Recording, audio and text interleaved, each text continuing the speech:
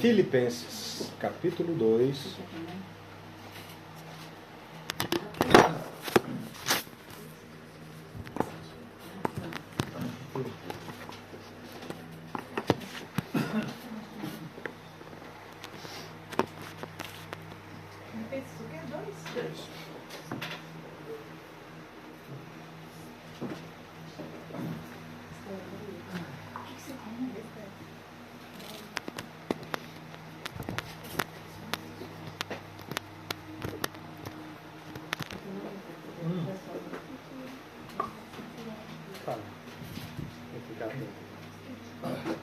Só cuidar das costas. Capítulo 2. Ela tá voltando. Não dá para escorar com nada que está aí atrás, não? Acho que a cortina tá empurrando ela. Não, tem que passar a cortina aqui. Vamos sentar na cadeira.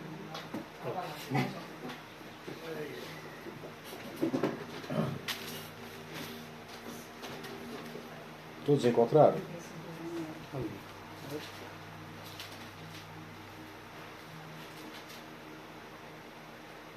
Cadê sua Bíblia, menina? Aí, ó. Chegou. É só pedir. Acho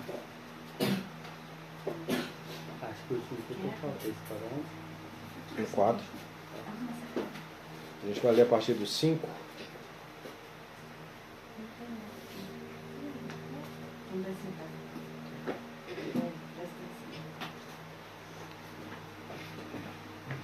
Tende em vós o mesmo sentimento que houve também em Cristo Jesus.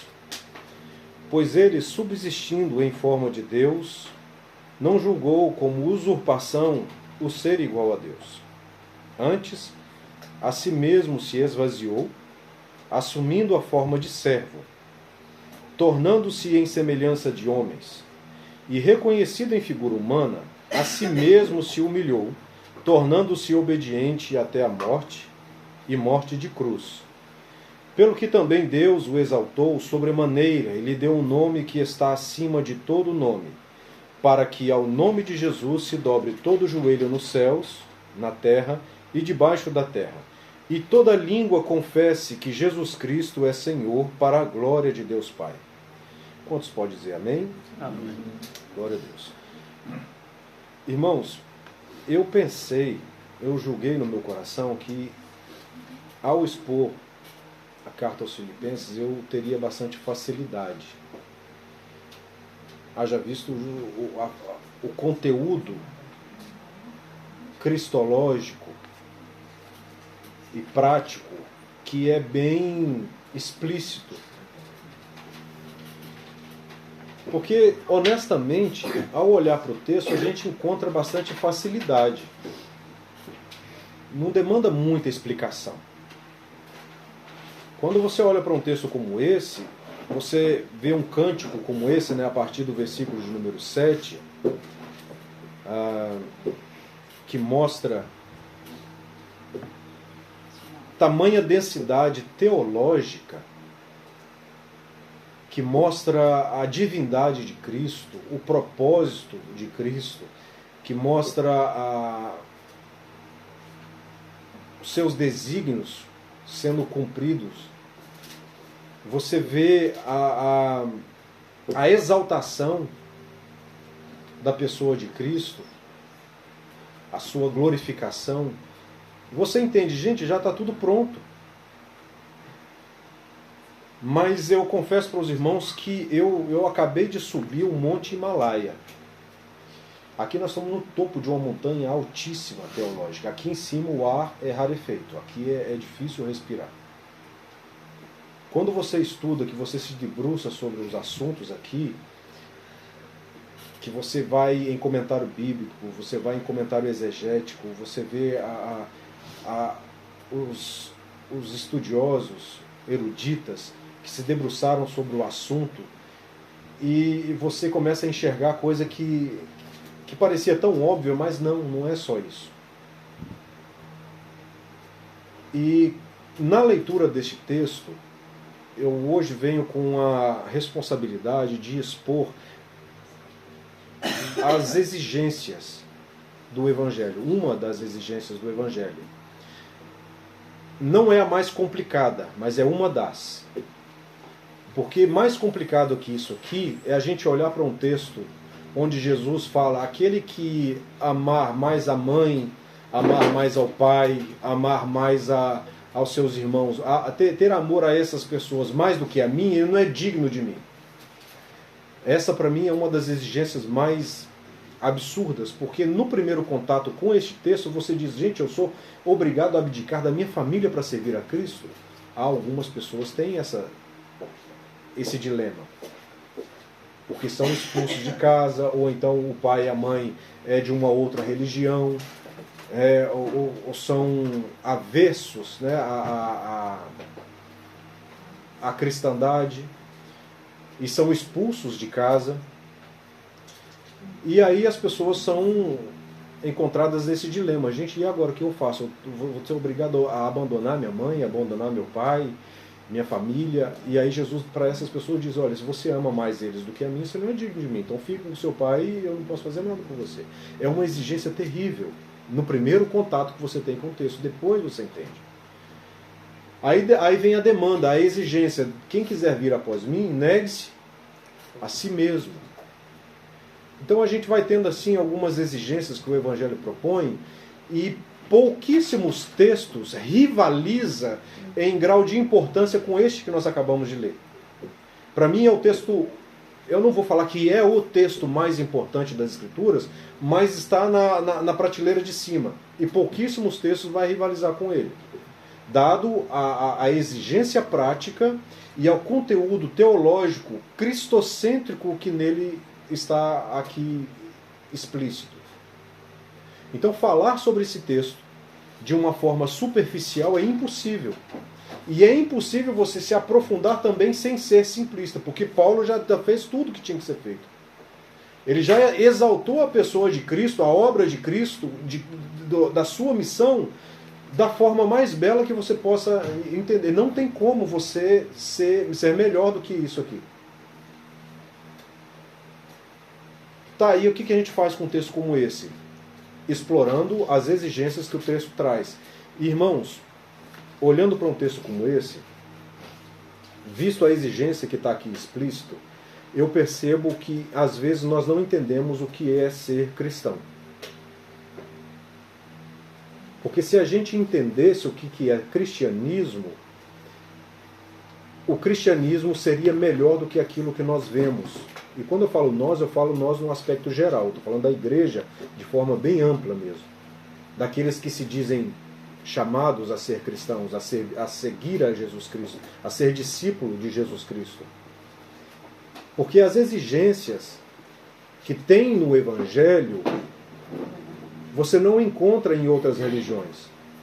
E ser cristão não significa que você está simplesmente escolhendo o cristianismo dentre as muitas religiões que estão no mercado da fé. Significa uma mudança de natureza, uma mudança de mentalidade, uma mudança de comportamento. E isso me faz entender que a gente, às vezes, não está entendendo o que é ser cristão.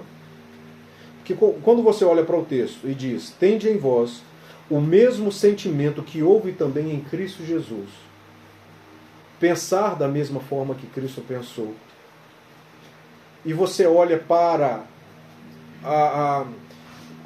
as igrejas que ilustram na mídia o que é ser igreja, você não encontra essa forma de pensar, você não encontra essa forma de viver. Porque é isso que o apóstolo Paulo disse aos filipenses: que haja em vós o mesmo sentimento, a mesma forma de pensar que houve em Cristo. E não é meramente uma demanda de boa conduta que ele está fazendo. É algo que regula toda a nossa forma de viver e pensar. É pensar e viver como Cristo.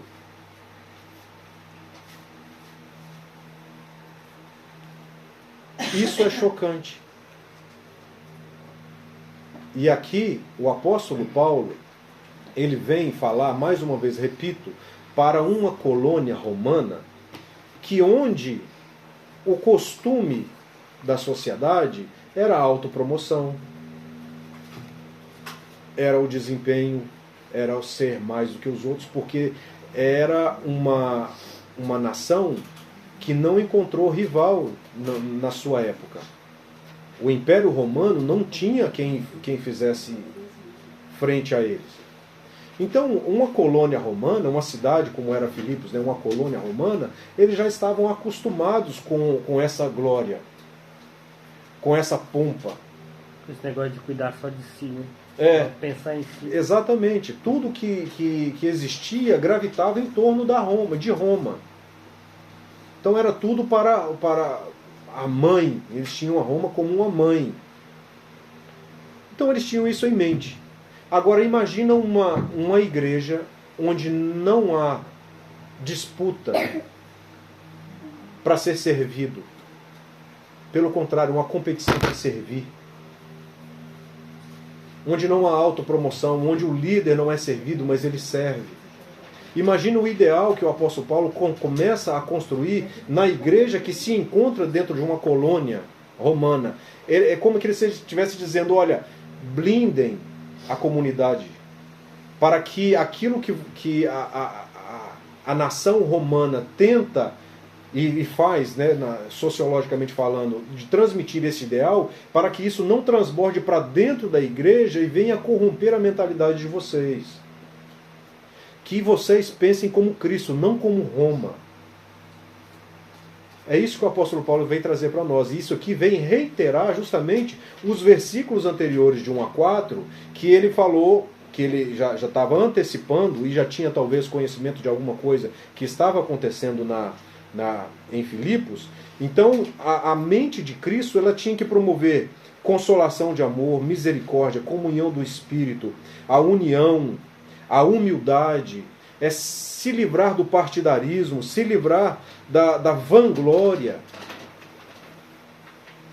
Irmãos, por que eu digo que a gente às vezes não entende o que é ser cristão ou o que é o cristianismo?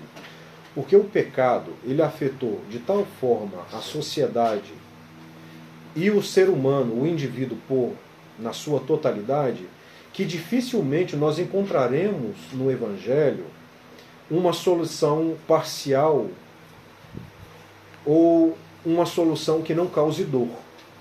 Não tem, desculpa. Se alguém prometeu isso para você no Evangelho, mentiu e mentiu muito. Não existe solução pela metade. Não existe só fazer um pouquinho. Não há essa exigência.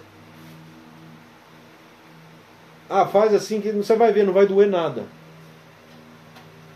Existe isso. Você já teve essa bênção de encontrar no Evangelho alguma coisa que não te confrontasse e exigisse o tudo de você? Cada dia toma sua cruz. Não é? Olha a demanda. Coisa de tortura. Existe alguma coisa indolor no Evangelho? É a renúncia, a disciplina que nós falamos aqui, às vezes não dá vontade. A nossa natureza carnal, que às vezes ainda tenta aflorar e sobressair a do Espírito, e aí aquela disciplina de ler, e aí você de repente, não, hoje não. Aí você procrastina, você joga para amanhã, e amanhã tem uma coisa séria, aí você não pode. E é igual quando, não sei se já aconteceu com vocês, mas por uma coisa muito simples, de repente você não vem ao culto no domingo. Não vou. Uma coisa muito boba. E aí de repente no domingo que vem acontece aí uma coisa séria. Que aí você de fato não pode, você é impedido de ir. Aí já junta 2 domingos. E aí no terceiro, não tem nenhum simples, nenhum complicado. Já tem o desânimo, porque se faltou um por motivos bobos, outro por um motivo sério, e o terceiro, não é verdade? A mesma coisa. Estou com sono. Já faltei 2, mas só mais um. E aí a gente começa a tratar, aí eu estou falando de uma coisa muito banal, mas para falar de coisas às vezes que são mais sérias no que diz respeito à nossa natureza, ao nosso compromisso enquanto cristãos, de que é escutar essa demanda que o apóstolo Paulo traz para Filipos, e consequentemente para nós, tende em vós o mesmo sentimento que houve em Cristo, o mesmo pensamento que houve em Cristo Jesus. Isso aqui é uma demanda para o dia a dia, não é só para o dia de culto. É para a vida. Isso vai regular a nossa vida em todos os seus aspectos, em todas as suas áreas. A mente e a forma de pensar de Cristo, ela vai regular no meu comportamento com minha esposa, com meus filhos, com meus amigos, com a família, no trabalho, no trânsito, no ROR, em todos os lugares. A mente de Cristo regula a minha vida. Repito, não é só uma demanda de boa conduta, não, ela vai regular a minha vida até o dia da completa redenção. Essa é a exigência do Evangelho.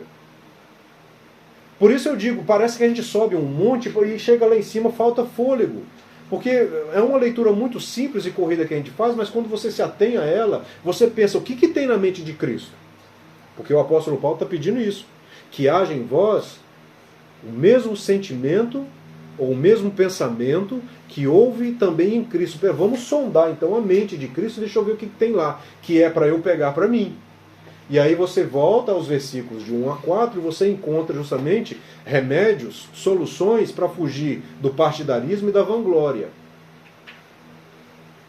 E aí você começa a pensar em misericórdia, em humildade, em unidade, em entranháveis afetos de misericórdia. Ou seja, é estar ligado ao outro como se fosse algo orgânico. E não somente isso, ele fala também de uma união aqui, em comunhão do Espírito.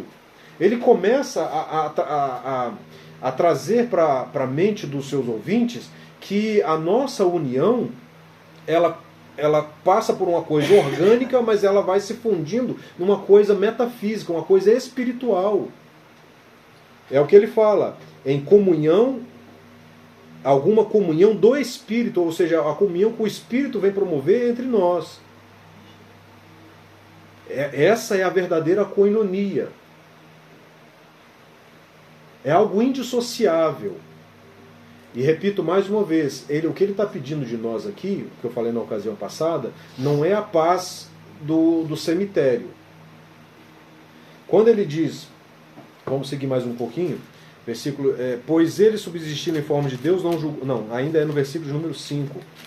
Tende em vós o mesmo sentimento que houve também em Cristo. Ele está tratando com a gente a ideia do pensar a mesma coisa, do sentir a mesma coisa, e ele não está querendo com isso que a gente sepulte a nossa identidade a fim de viver uma forma mecânica, uma forma, como que eu posso dizer, formatada. Agora vai todo mundo pensar assim, assim e assim. Não. É pensar a mesma coisa no sentido de que eu tenho que ter um sentimento para com o meu irmão de que ele cresça. É isso que havia na mente de Cristo. É eu, sendo alguma coisa, entre aspas, eu me esvaziar disso a fim de que o meu irmão seja edificado, de que ele cresça. Os irmãos estão acompanhando meu raciocínio? O que ele fez, né? Ele serviu, ele se humilhou, serviu os outros e encheu os pobres até eles ficarem ricos. Exato, é de 2 Coríntios 8, 9. Ele sendo rico se fez pobre para que nós fôssemos ricos. Então, dentro de uma sociedade como nós vivemos hoje, em que é comum a autopromoção, o status na internet, querer crescer em números de seguidores e ter mais milhões do que o outro, que tem um canal que é similar, sempre a sociedade tenta empurrar para esse tipo de mecanismo de que eu preciso diminuir o outro para que eu possa crescer. E aí eu vou criando partidos. Porque eu tenho que diminuir o partido do outro para crescer o meu. Eu tenho que apagar a luz do outro para mim brilhar mais. Então, nessa sociedade, o apóstolo Paulo está ensinando a gente, não pode ser isso. Que haja em vós o mesmo sentimento que houve também em Cristo Jesus. Aí ele começa a trazer para nós o peso disso aqui. Pois ele, subsistindo em forma de Deus, não julgou como usurpação o ser igual a Deus. Tem uma outra tradução que é melhor do que essa. que ele fala que o ser igual a Deus não é algo que deveria ser retido a qualquer custo. Eu não sei quem tem essa tradução. Alguém tem? Se não, eu abro aqui. Porque parece que esse termo de usurpação, ela soa mal e de fato ela não explica certo o que o texto pretende passar para nós. É na Nova Almeida... Almeida, revista atualizada.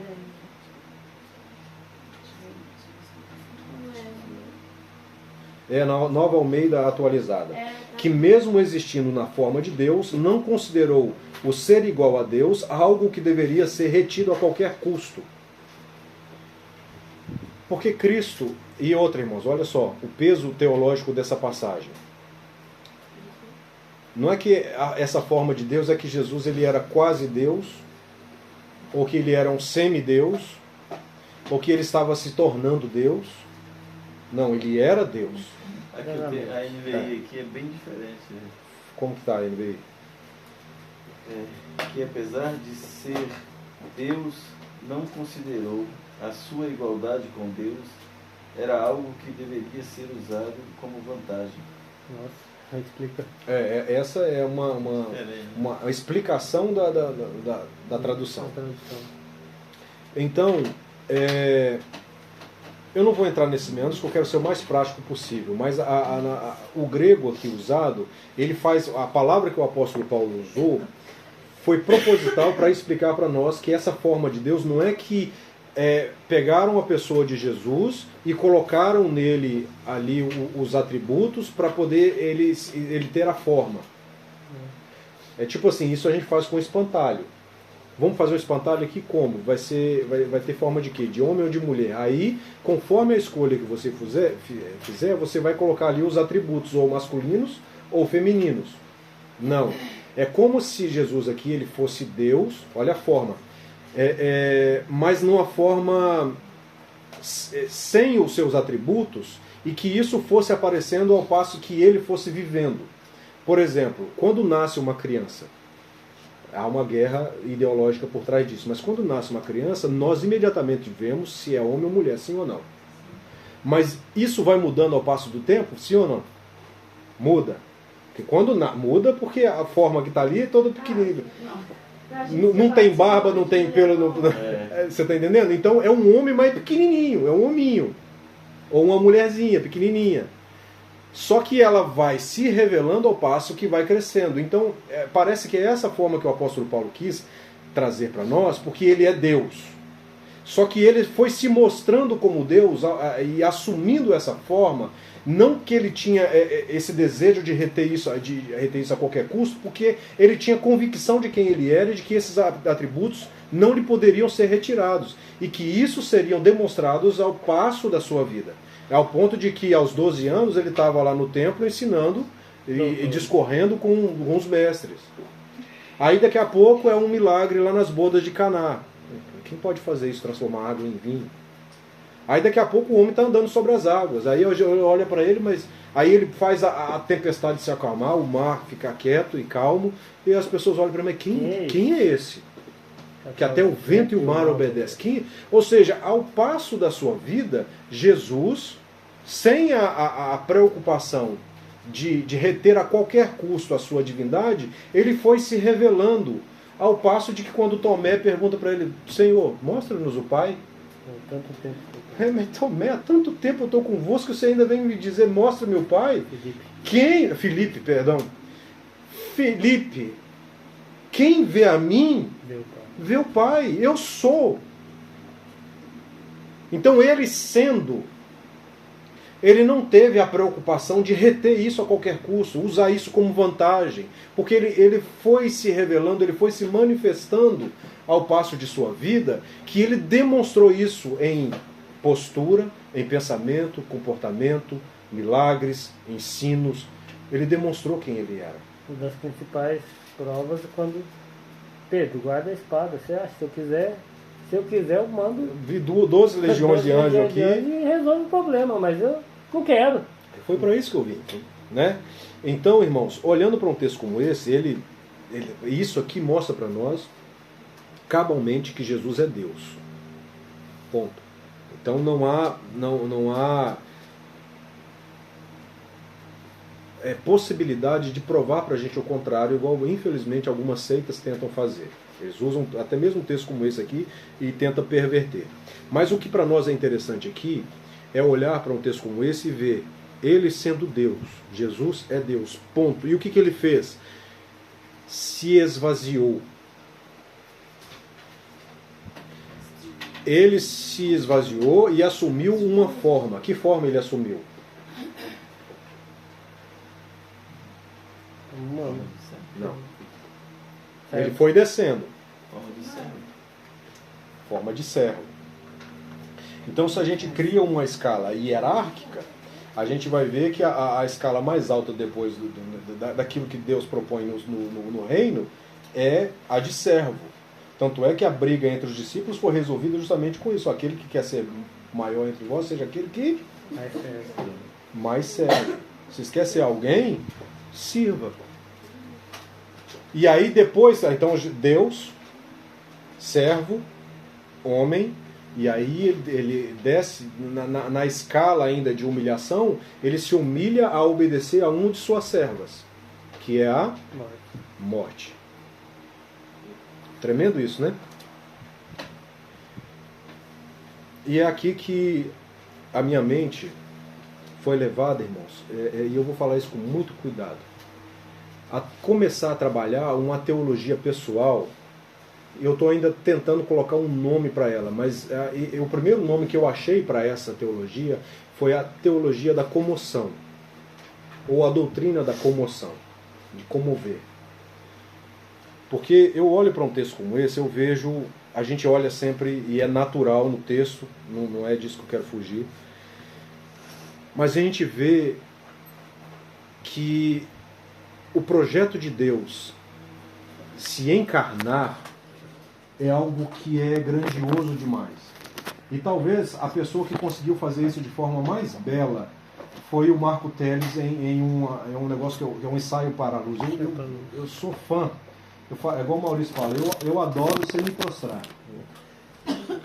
O ensaio para a luz que ele comunica para nós a ideia de como que pode a natureza de um bebê comportar Deus na sua plenitude e não explodir. É só Deus mesmo que consegue fazer isso. Sim ou não?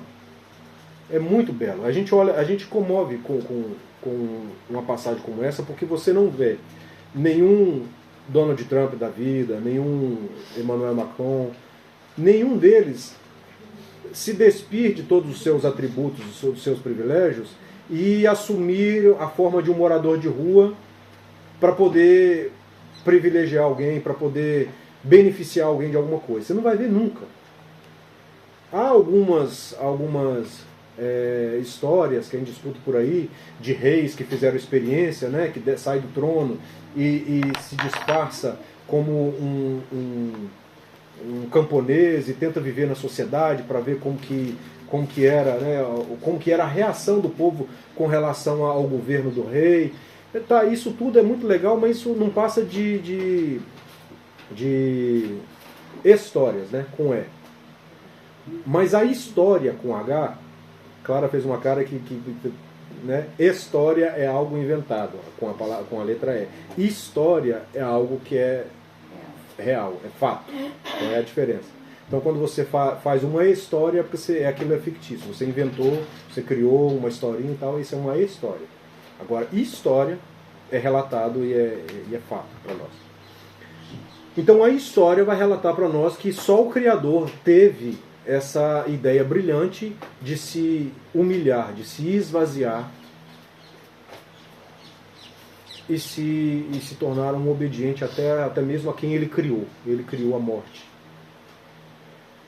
É glorioso ou não é? Mas muita gente já pregou sobre esse texto de forma brilhante. Eu não consigo alcançar a forma que as pessoas já pregaram sobre esse texto. Foi aonde que fui levado em minha mente a começar a trabalhar a doutrina da comoção. Porque isso aqui é comovente. Muito comovente. Só que não é tão comovente quanto ao meu pecado. O meu pecado me comove mais do que a encarnação. Eu vou explicar por quê, para não soar como heresia.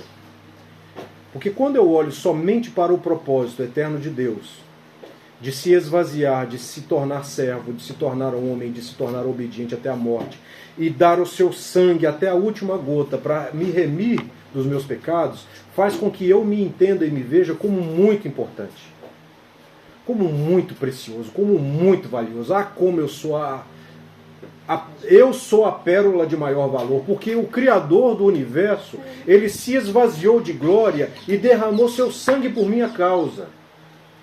Isso é comovente. Só que não é tão comovente como quando eu olho para os meus pecados e vejo em uma balança o Criador que se esvazia de glória e derrama seu sangue, e eu vejo nos meus pecados pelo que eu me vendo. Pelo que eu estou me vendendo. 5 minutos de algum prazer é adultério, é droga, é vício, é álcool, é maconha, é cocaína, é vantagem, é prestígio, é privilégio. Olha o que eu estou colocando numa balança de equivalência com o preço do Criador se esvaziar de glória e derramar seu sangue. Então aqui me comove porque eu de um lado eu tenho gente, eu me vendo por isso, enquanto do outro lado da balança eu tenho o Criador do universo se doando por mim. É terrível. Por isso, na história da humanidade, foi necessário o Filho se submeter plenamente e obedecer até a morte mais terrível, de que uma colônia romana não poderia sequer, e eles eram privados disso. Um cidadão romano, ele era livre dessa morte terrível de cruz. Por isso ele coloca aqui, para os filipenses ouvirem, ele foi obediente até a morte. E olha, não é qualquer morte. É a morte daquelas que vocês são isentos, ele obedeceu a ela. Morte de cruz. Então vale a pena se vender pela vanglória? Vale a pena se vender pelo partidarismo? Haja em vós o mesmo sentimento que houve também em Cristo Jesus, porque Ele é Deus. Então, haja em você que pensa que é alguma coisa, o mesmo sentimento que houve nele. Então, se você acha que se esvazia disso, para quê? Para beneficiar o seu irmão. Para que ele cresça com você, para que ele caminhe nesse caminho de maturidade e alcance a estatura do varão perfeito. Então, aqui nós temos uma doutrina de santificação explícita para nós. É andar como Jesus andou. É adotar a forma de pensar que Jesus teve.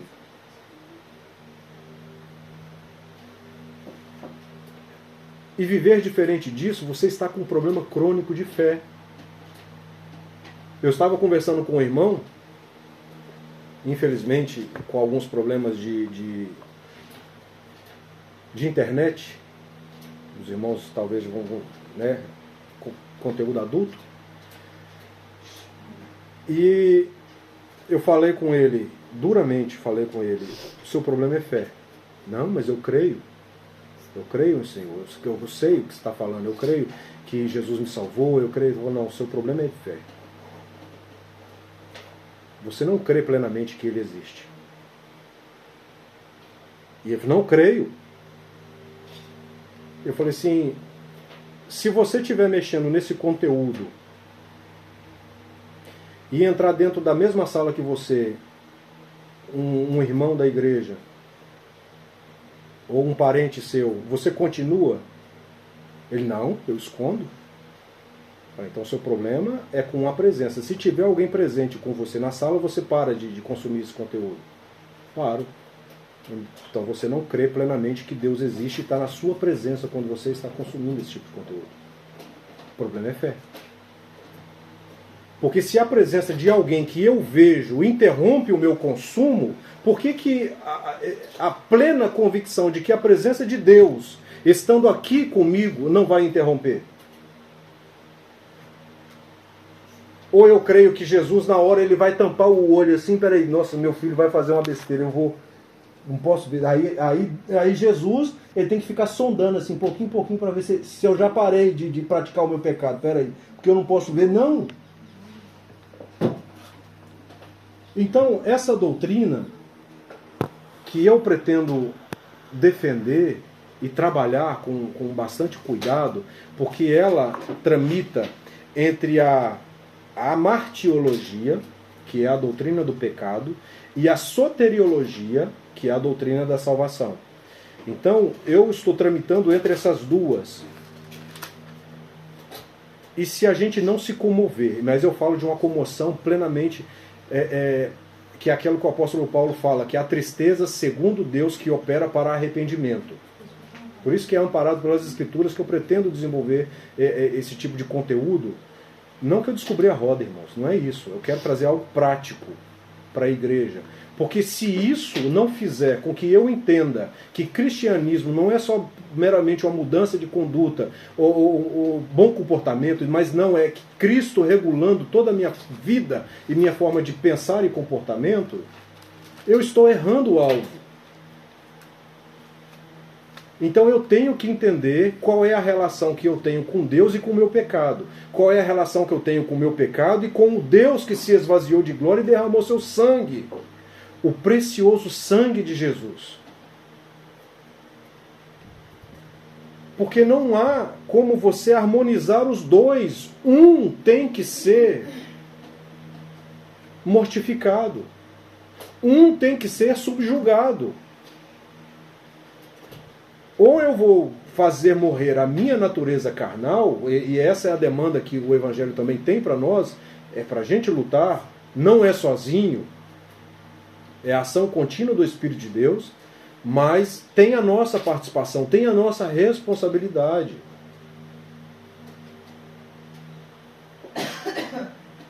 Isso é muito sério, irmãos. Porque disso depende daquilo que o apóstolo Paulo tinha em mente, e eu falei isso em uma das situações que eu estava pregando, ainda na carta aos Filipenses, que Paulo tem em mente, como que eu posso lembrar disso? A forma mais eficaz do mundo mudar de lealdade, do mundo deixar de ser leal às trevas e passar a ser leal à luz. E ele tem em mente justamente usar a igreja como um testemunho do Evangelho eterno. E aí, por isso ele traz esse tipo de informação aos filipenses. Vocês precisam pensar como Cristo pensou, sentir como Cristo sentiu. Porque fazendo assim, os pagãos irão ver pequenos cristos. Porque o mundo não precisa do esplendor de uma luz passageira. O mundo precisa de um fulgor, de uma luz permanente.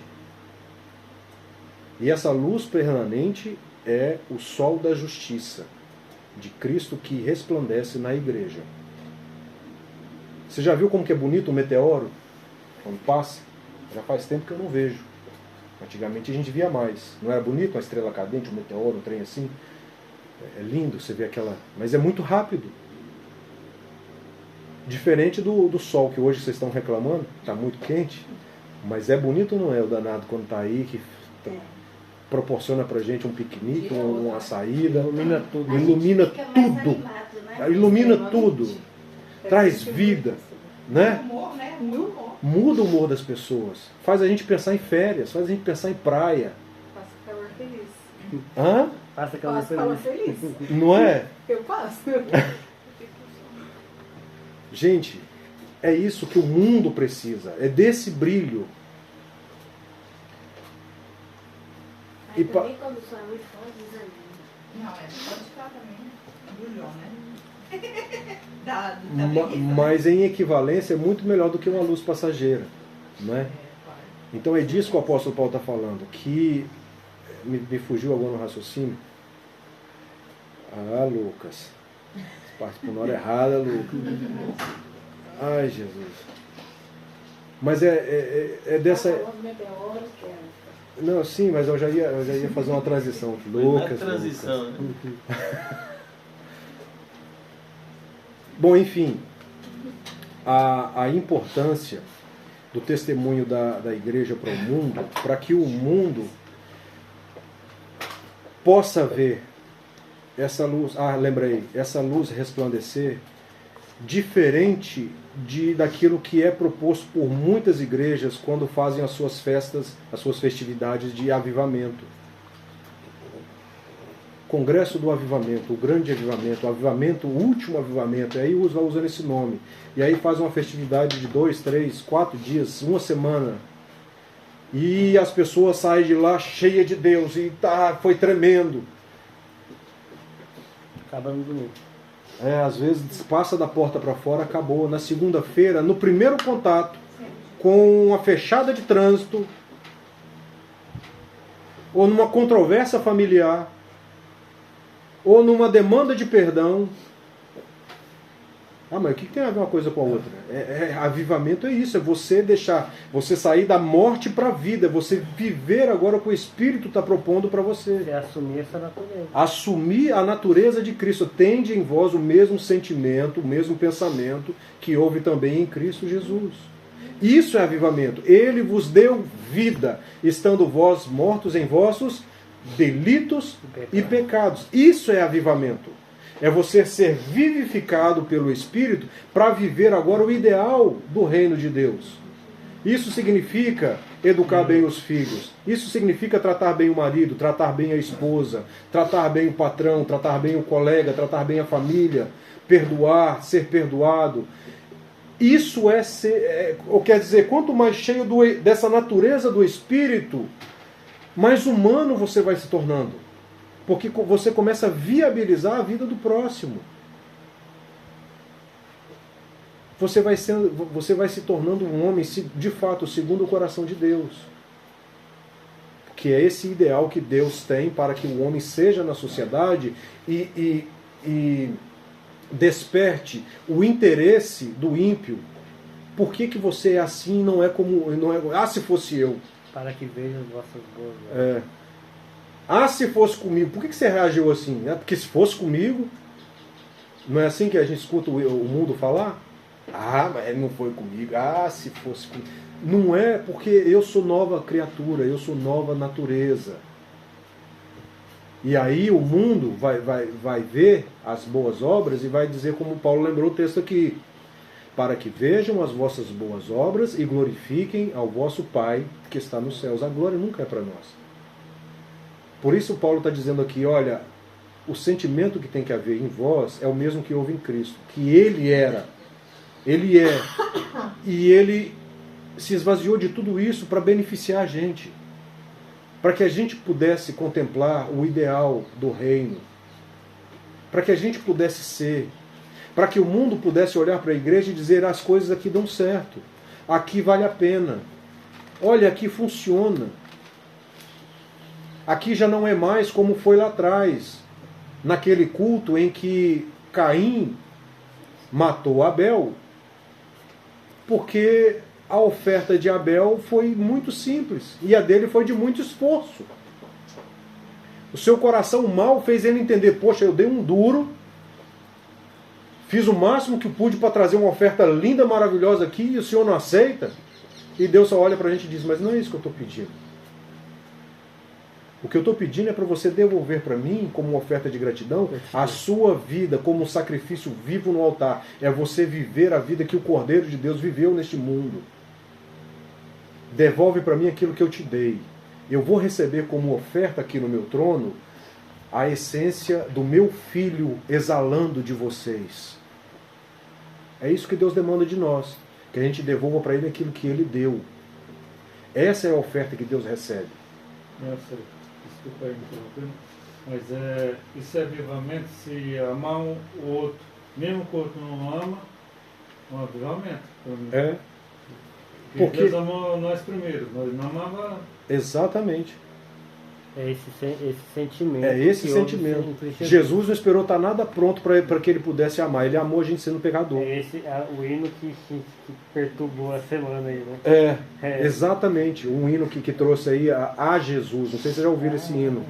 Um hino que bateu 2,5 milhões em 2 dias. Exatamente, um hino. E depois eu quero fazer um comentário sobre isso. Depois vocês me lembram. Então, Tony, o avivamento, ele diz a respeito a mim, a você, a nós, individualmente. Não depende de que se o outro está pronto para amar como eu amo ou para receber o amor que eu estou disposto a dar. Diz respeito àquilo que o Espírito de Deus atuou em mim. Isso é avivamento, nunca é coletivo. Dentro da coletividade, ele pode atingir muitos ao mesmo tempo, mas vai atingir esses muitos individualmente. Agora, essas propostas de campanha, de festividades, de avivamento, irmãos, me desculpa, mas isso tudo é comércio. Virou desgaste de tempo, desgaste de dinheiro, desgaste de relacionamentos, porque depois tem que ficar com um esforço tremendo de ficar corrigindo problemas e de fazendo irmãos reatarem, porque é um... E quando a gente vê a história do avivamento, na história, os avivamentos que houve, mudaram a sociedade, fecharam bar, fecharam cabarés, desculpa, tipo assim, mudaram, você vai saber melhor que eu, mudaram o comportamento da sociedade. Porque realmente foi algo que transformou a conduta. Teve pessoas que foram atingidas por esse sentimento que houve em Cristo Jesus. E aí mudou tudo, bagunçou tudo. Não durou 3 dias. Durou, às vezes, mudou durante tempo. Exatamente. Ó, você falando sobre isso me fez lembrar dos moravianos. Não sei se você já ouviu. Gente, que tremendo. Os moravianos são pessoas que aconteceu uma guerra lá na região deles, a guerra dos 35 anos. Perseguição foi pós-reforma, foi ano 1500 e alguma coisa, vou falar assim, 1600 mais ou menos, Lucas. Depois eu vou lembrar isso da história e te dou. Então eles fugiram e se espalharam por algumas regiões, mas tinha uma região que eles se assentaram porque era um fazendeiro que tinha muita terra e ele abriu um espaço ali para fazer um assentamento, um acampamento para eles ali. E nessa fuga aconteceu de assentar ali muitas denominações, muitas igrejas que vieram dessas mesmas regiões. Vou contar assim bem superficialmente. E aconteceu que desse assentamento aí surgiu muitas igrejas. E parece ser algo interessante, e né, muitas igrejas, assim, muita gente junta, tal, legal, né, muita crente. Então imagina, luteranos aqui, anglicanos aqui, batistas, presbiterianos, tudo assim espalhado. Mas aí acontecia, por exemplo, em dia de domingo, dos irmãos acabar o culto e ir para frente da igreja dos outros e ficar acusando e denunciando os erros doutrinários. Ah, vocês são hereges, não sei o que, patati, patatá e tal. Até que, eu esqueci agora quem foi o indivíduo que se levantou naqueles dias. Foi o... gente, faz muito tempo que eu li isso. Desculpa. Bom, aí teve um grande homem, um grande personagem, que convocou uma reunião e ali eles fizeram um tratado de responsabilidade e respeito mútuo naquela região, que só poderia entrar ali quem respeitasse e se enquadrasse dentro dessa licenciatura. Então não poderia mais esse negócio de ficar um perturbando o culto do outro. Vocês respeitam. Amém? Amém. E aí, junto com isso, aconteceu um movimento de oração, que era oração de 24 horas. Ou seja, cada um pega um horário. Então, vários irmãos e irmãs, cada um tinha a responsabilidade de pegar um determinado horário. Então, não deixar parar. Não deixar parar o ciclo de oração. Então, eu pego, por exemplo, de 1 a 1h30, você pega de 1h30 às 2, a Elda pega, entendeu? Até fazer as 24 horas. E todo mundo responsável por esse horário. Sabe quanto tempo durou esse período de oração? Mais de 100 anos. Mais de 100 anos. Sem parar. E ali aconteceu justamente um grande avivamento que havia respeito, foi um movimento que impactou muito a vida de John Wesley, de outros grandes avivalistas, porque era uma postura. Os puritanos surgiu desse movimento justamente por causa da disciplina e do apreço que eles tinham, desse sentimento que tinha que ter a ver de uns pelos com os outros, mesmo que houvesse diferença doutrinária. E é por isso que um texto como esse faz a gente entender que não é a paz do cemitério que é demandado aqui, mas sim um respeito que dá para fazer você viver junto, mesmo que haja alguma divergência. E aí houve esse grande movimento. Depois eu vou encontrar e vou ver se eu posso para os irmãos estudar sobre os moravianos. É tremendo, e você vê justamente essa iniciativa de eu pensar no benefício do próximo. E um dos grandes exemplos dessa coisa de oração é ao ponto de eles se venderem, jovens moravianos, se venderem como escravos para pregar o Evangelho. Eles se tornavam escravos nas fazendas, nos outros países, para ter acesso a outros escravos e pregar o Evangelho. É igual os avivamentos de hoje. É igual os avivamentos de hoje. A gente vê a mesma coisa hoje, né? Depois, no final dos congressos. Então, irmãos, é complicado. Quando você compara os avivamentos da história, que a história registra para nós na igreja, e daquilo que a gente vê hoje, está muito distante. Por isso, volta a minha fala inicial. Em algum momento nós não estamos entendendo o que é cristianismo e quais são as suas exigências, quais são as suas demandas. É muito sério e é muito importante a gente olhar para um texto como esse e ter em mente essa comoção. Vou usar muito essa palavra daqui para frente, de você ser comovido pela grandeza do projeto de Deus? Sim, também. Mas em paralelo a isso, olhe para a sua vida para saber como você está administrando a sua vida a partir dessa informação que você tem sobre esse cântico de Paulo. Amém? Eu vou parar por aqui, eu acho que eu depassei um pouquinho do horário. Que Deus abençoe os irmãos com essa palavra, que o Espírito de Deus possa continuar ministrando a vida de cada um de vocês e nos conduzindo à submissão plena de Jesus Cristo e da sua mentalidade. Vamos orar?